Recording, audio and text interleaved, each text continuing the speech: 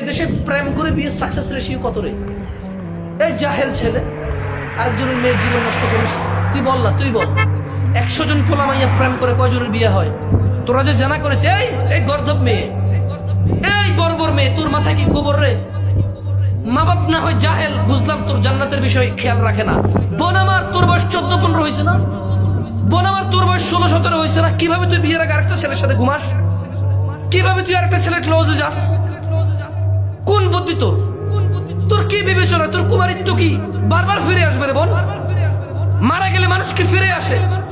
তোর কুমারিত্ব কি বারবার ফিরে আসবে? তুই কিভাবে আরেকটা ছেলের কাছাকাছি যাস বিয়ের পূর্বে? কিভাবে আরেকটা ছেলেকে তুই অ্যাক্সেস দিস তোকে ধরার, ছোঁয়ার? এই দেশের জানাবে বিচারকে প্রেম বলে। ওই জানাবে বিচার যা প্রেমই বললাম, সাকসেস রেশিও কয়টা রে? কয়টা ছেলে মেয়ে প্রেম করে কয়টা বিয়ে হয়েছে?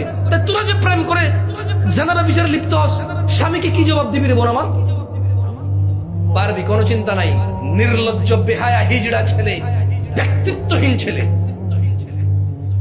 যাকে দেখে তার পরিবার ভয় পায় না। যদি এই ছেলে যদি কোনো কুমারী মেয়ে না পায়, এই ছেলে যদি বুঝতে পারে যে এর বউ বিয়ের পূর্বে কারোর সাথে শারীরিক সম্পর্ক করছে, এ কিডনি বিক্রি হলো তালাক দিবে, কিডনি বিক্রি করে হলো তালাক দিবে।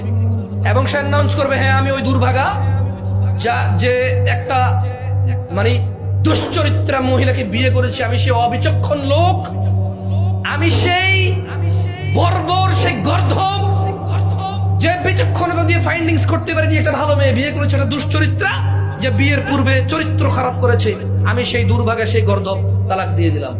তাহলে যে আমার কি হবে, সমাজ কি হবে? তুই ছেলের বেটা, তুই পুরুষ, আমার কি হবে?